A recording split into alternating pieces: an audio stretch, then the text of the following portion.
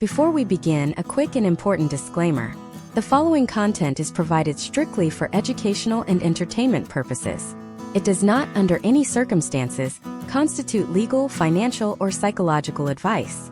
The historical trends and case studies discussed are meant to provide a cultural overview and should not be used as a substitute for professional counsel.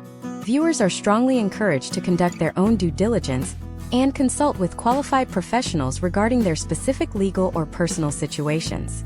The American man in 1920, divorce was not just a legal filing. It was a form of social suicide.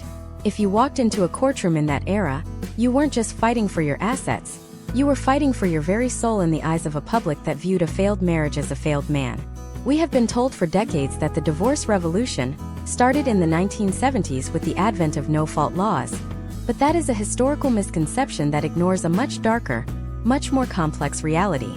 The truth is that the American man has been caught in a cultural tug-of-war for over a century, trapped between a rigid patriarchal ideal of the provider and a rapidly evolving legal system that began shifting the ground beneath his feet long before the summer of love. Imagine standing in a Reno, Nevada, train station in 1935. You would see men from all walks of life, bankers from New York, farmers from the Midwest, and laborers from the South, all stepping off the Divorce Ranch Express. They were there to exploit a legal loophole that allowed them to end a dead marriage, but they returned home to communities that would never look at them the same way again. They were the pioneers of a demographic shift that would eventually see nearly half of all American marriages dissolve. Yet the psychological blueprints of those early men still dictate how you, as a modern man, navigate the fallout of a relationship today. We are going to pull back the curtain on why the United States, more than any other Western nation, turned the divorced man into a cultural archetype that is simultaneously feared, pitted, and exploited. This deep dive masterclass is designed to solve a specific, nagging problem for the modern American male: the feeling that you are navigating a system designed to punish you for a historical legacy you didn't create. By the end of this series, you will understand the potential outcomes of current social shifts by looking through the lens of the past. You will see how the concept of alimony evolved from a protective measure for abandoned women into a weaponized financial instrument in the mid-20th century. You will learn about the tender years doctrine and how it systematically removed fathers from the household, creating the weekend dad stereotype that still haunts family courts today. We are moving past the surface-level complaints to look at the data, the laws, and the cultural shifts that have rigged the emotional and financial game against the American husband for over 100 years. This is about reclaiming your narrative by understanding exactly how the history of the American man was written. To understand the divorced man of today, we have to go back to the mid-19th century, a time when divorce was so rare it required a literal act of the state legislature in many parts of the country. In the 1860s, the American man was defined by his head of household status. This wasn't just a title, it was a legal and spiritual identity. If a marriage failed, it was seen as a breach of contract so severe that it warranted public shaming. Historical trends from the post-Civil War era show that men who sought divorces were often required to prove extreme cruelty or willful desertion by their wives, but the burden of proof was almost impossible to meet. If a man was the one being sued for divorce, he was effectively stripped of his standing in the community. Data from the U.S. Census Bureau and historical legal archives indicate a massive surge in divorce filings between 1867 and 1929, an era often ignored in modern discussions.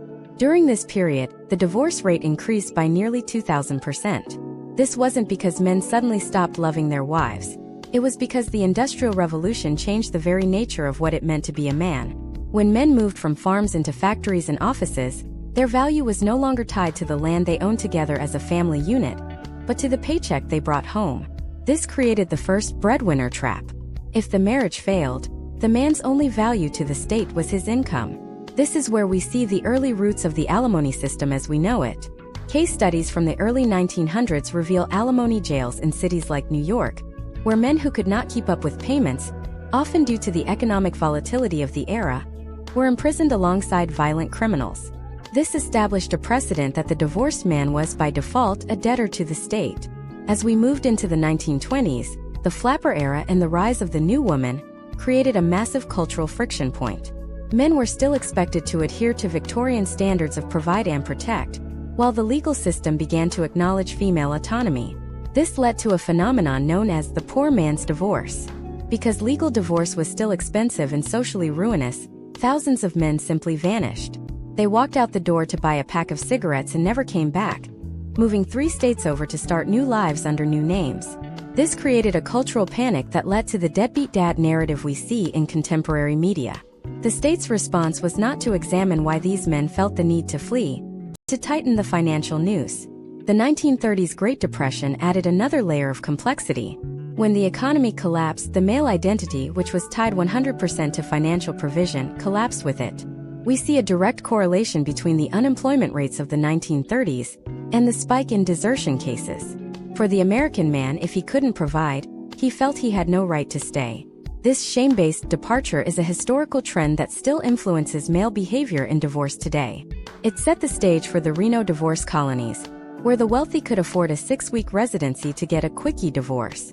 This created a 2-tiered system, one for the elite who could afford to bypass the social stigma, and one for the working-class man who remained shackled to a failing union or faced the alimony drone labels of the tabloid press. We must also examine the tender years doctrine, a legal principle that emerged in the late 19th century and solidified in the early 20th.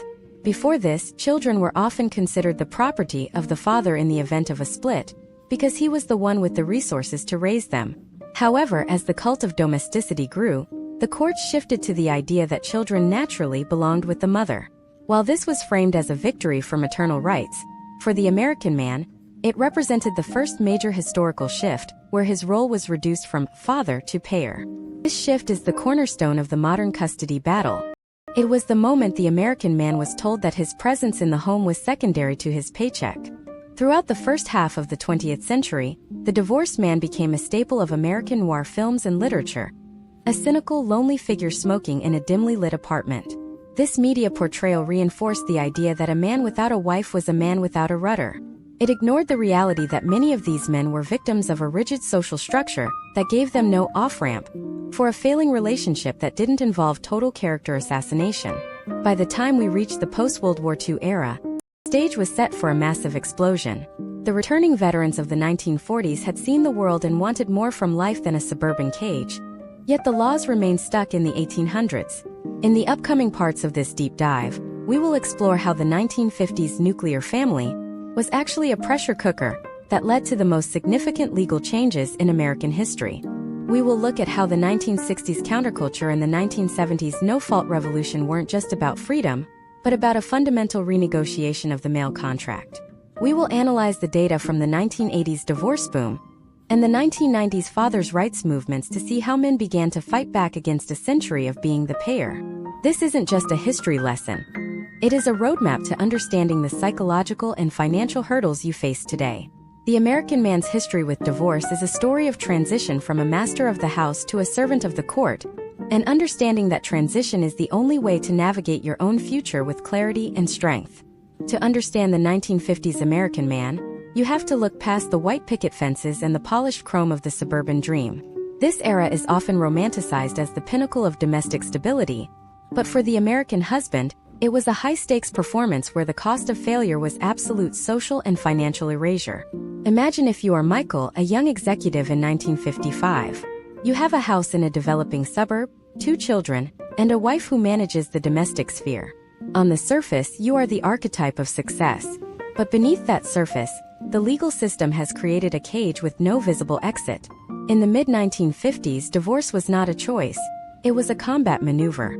Because the law required fault, Michael could not simply decide that he and his wife had grown apart. To dissolve a marriage, one party had to be a villain and the other a victim. This created a historical trend of institutionalized perjury. If Michael and his wife both realized their marriage was a hollow shell, they couldn't just walk into a courthouse and say so. Doing so would be collusion, a legal bar that would force them to stay married forever. Instead, they had to participate in a choreographed charade. This often involved the staged adultery setup. Michael would hire a private investigator and a professional correspondent, essentially an actress, and they would check into a hotel room. The investigator would then burst in, snap a photo of Michael in his undershirt next to the woman, and this photo would serve as the evidence of his infidelity. Michael would willingly destroy his own reputation and accept the title of an adulterer just to satisfy the rigid requirements of a fault-based system. This wasn't just a legal loophole. It was a systematic humiliation of the American male that the state required in exchange for freedom. The data from this period shows that while divorce rates appeared lower than today, the desertion rate was astronomical. Many men like Michael, unable to afford the legal theatrics or unwilling to face the public shame of a fault trial, simply opted for what sociologists called the poor man's divorce. They walked away. They changed their names, moved to different states, and started over, leaving behind families and financial obligations. This historical trend fueled the growing legislative desire to capture the male income. The American legal system began to view the divorced man not as an individual with rights, but as a flight risk. This led to the aggressive expansion of the alimony system. In 1950s America, alimony was rarely about short-term support. It was often a lifetime sentence. Because women had limited access to the workforce and faced significant pay gaps, the state viewed the ex-husband as a private welfare system. Case studies from the era show that a man could be ordered to pay 40 to 50% of his gross income to his ex-wife indefinitely, regardless of her ability to work or his own changing financial circumstances. If Michael lost his job, the debt continued to accrue. If he remarried, his new wife's income could sometimes be considered when calculating his ability to pay the old debt. This created a debtor's prison atmosphere where the divorced man was legally tethered to his past, in a way that prevented him from ever truly building a future. As we moved into the early 1960s, the pressure cooker began to whistle. The nuclear family model was proving to be a psychological burden for many men who felt they were merely wallets with legs. Cultural critics of the time began to write about the masculine mystique, the idea that men were being crushed by the same rigid gender roles that feminists were starting to challenge. In 2026, we look back and see that the no-fault revolution didn't happen in a vacuum. It was the result of decades of men and women being forced to lie to judges. The American man was tired of being the villain in every legal script. Consider the Reno divorce phenomenon, which reached its peak in this era. For those who could afford it, Nevada offered a way out that didn't require a staged hotel raid. A man could travel to Reno, stay in a divorce ranch for 6 weeks to establish residency, and get a decree based on extreme cruelty, which in Nevada was interpreted broadly to mean almost anything from a bad attitude to a lack of shared hobbies. This created a massive class divide. If you had the money, you could buy your way out of the fault system. If you were Michael the middle manager, you were stuck in a local court fighting over who wronged whom. This class-based inequality in the divorce system is a historical trend that deeply influenced the push for universal, no-fault laws. By the late 1960s, the legal system was in a state of quiet crisis. Judges knew that the evidence presented in their courts was largely fabricated. Lawyers were tired of coaching clients on how to perjure themselves. And the American man was increasingly viewing marriage not as a partnership, but as a liability. The tender years doctrine was also firmly entrenched by now. This doctrine held that during a child's tender years, which could be interpreted as any age from birth to 16, the mother was the only natural caregiver. Case studies from the 1960s illustrate the devastating impact this had on fathers. A man who had been a present, active parent for a decade could find himself relegated to visitor status overnight, permitted only 2 weekends a month and a few hours on Wednesday evenings. This wasn't because he was unfit. It was because the law dictated that his role was financial, not emotional. This leads us to a pivotal moment in the cultural history of the American man: the rise of the Saturday dad. This archetype emerged as a direct result of these custody laws.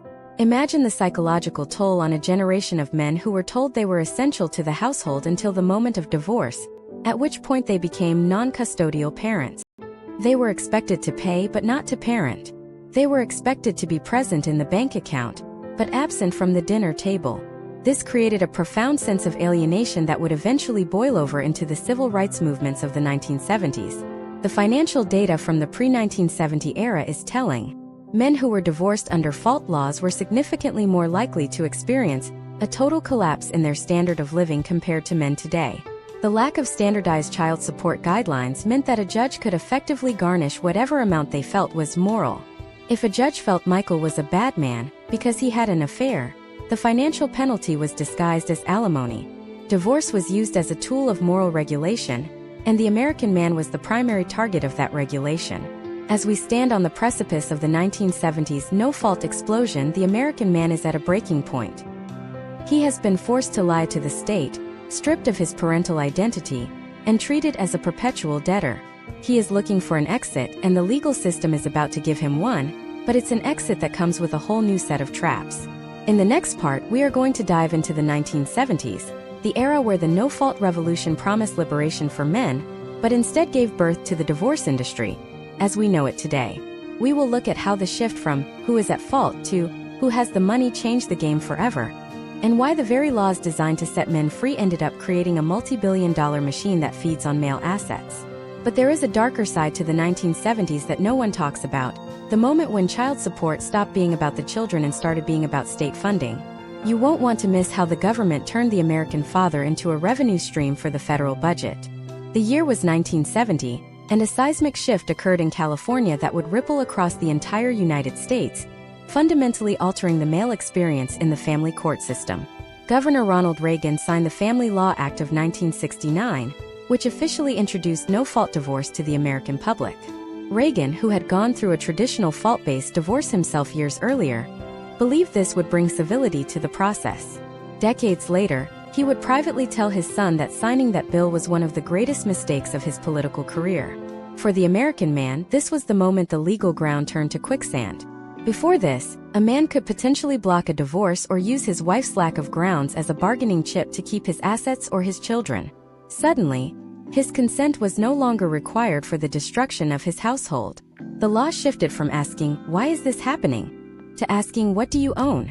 Imagine you are David in 1975. You are a skilled tradesman in Pennsylvania, a state that hasn't yet adopted the full no-fault sweep, but is watching the historical trends closely. David has spent 15 years building a life, paying a mortgage, and putting every spare cent into a college fund for his 2 children. Under the previous regime, David felt a sense of security. As long as he was a good provider and stayed faithful, his home was his castle. But with the 1970s Cultural Revolution, the legal definition of marriage changed from a permanent contract to an at-will partnership. When David's wife decided she wanted to pursue a different path, David found himself in a courtroom where his decade and a half of good behavior was legally irrelevant. This is the era where the disposable husband narrative began to take root in the American subconscious. The 1970s also introduced a massive, hidden structural change that most modern men are completely unaware of.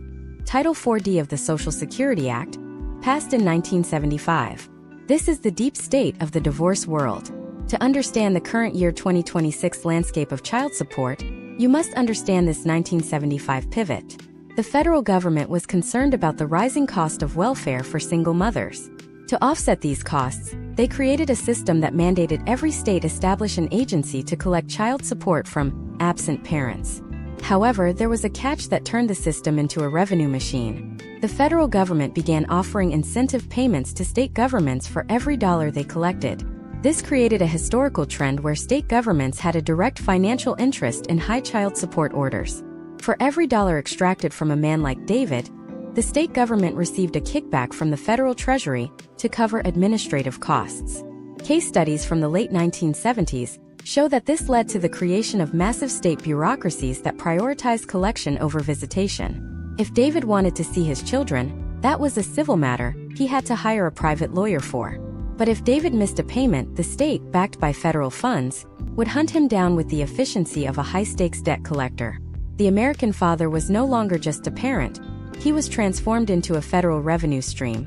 Step by step, the 1970s legal framework began to dismantle the male identity.